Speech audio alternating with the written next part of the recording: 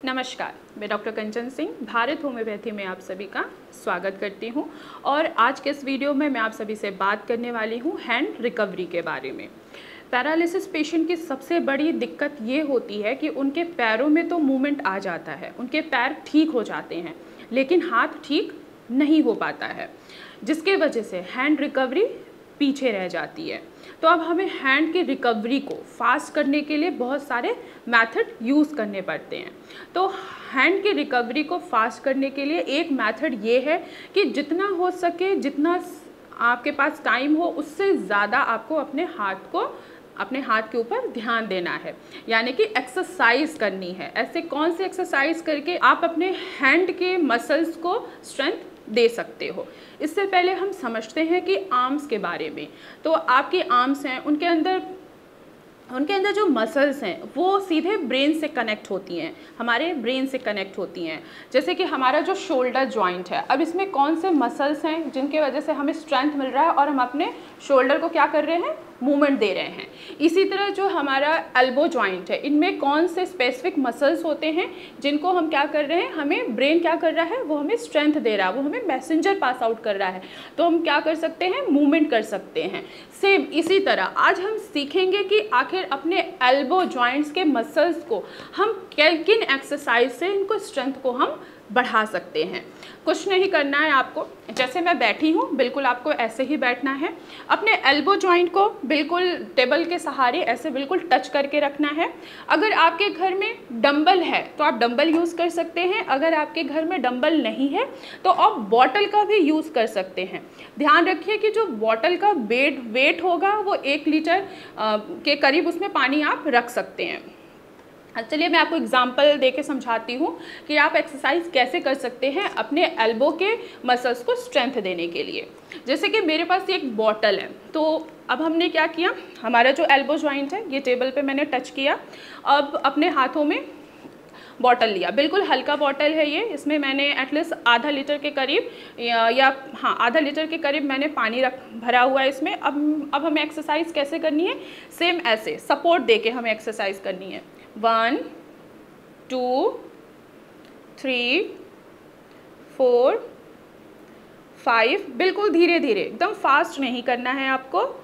6 7 8 9 10, आपको 10-10 के 3 सेट करने हैं। अगर आपको 10-10 के 3 सेट नहीं हो पा रहे हैं तो आप स्टार्टिंग करिए 1 2 3 से, यानी कि 1 2 3 के आप 2 सेट भी कर सकते हैं और 3 सेट कर सकते हैं।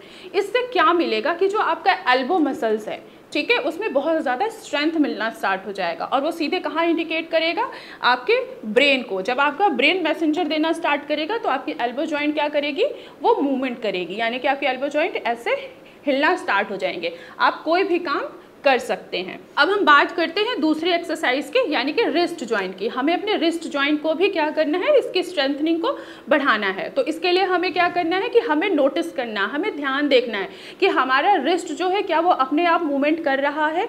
अगर अपने आप मूवमेंट कर रहा है तो आपको अपने दूसरे हाथ से सपोर्ट नहीं लेना है, आपको बस जितना हो सके ऐसे मूवमेंट करते रहना है, वो भी धीरे धीरे। ऐसा भी नहीं कि एकदम से आप फास्ट कर रहे हो, बिल्कुल स्लो अगर आप मूवमेंट करेंगे तो आपको क्या मिलेगा, आपकी जो ये रिस्ट जॉइंट है इसके मसल्स में बहुत ज़्यादा स्ट्रेंथ आना स्टार्ट हो जाएगा।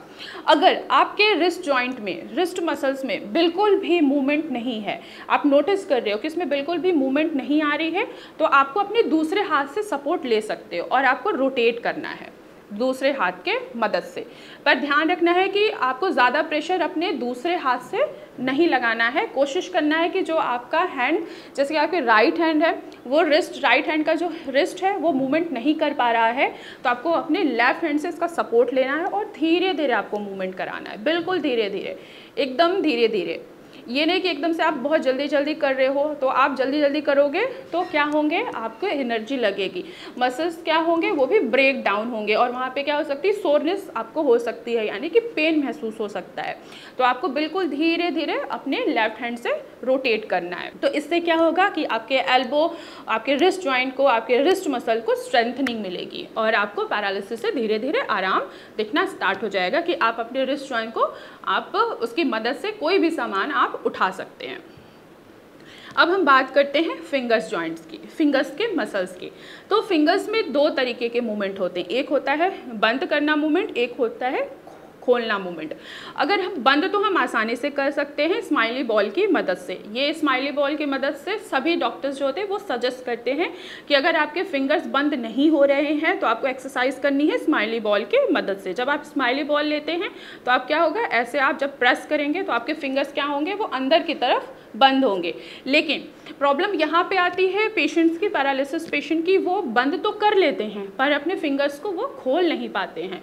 तो उसके लिए आपको क्या करना है कि एक बॉटल लेनी है, इसमें बिल्कुल थोड़ा सा पानी होना चाहिए, ये भी नहीं कि 1 लीटर पानी हो, बिल्कुल 1 लीटर से भी आधा यानी कि ½ लीटर से भी कम पानी आपके बॉटल में होना चाहिए। आपको कुछ नहीं करना है, आपको अपने हाथों को ऐसे छोड़ना है, बिल्कुल ऐसे छोड़ना है, ऐसे छोड़ना है। ऐसे क्या होगा कि आपकी जो फिंगर्स खुलने की जो मसल्स हैं उसमें क्या होंगे, स्ट्रेंथ मिलेगा।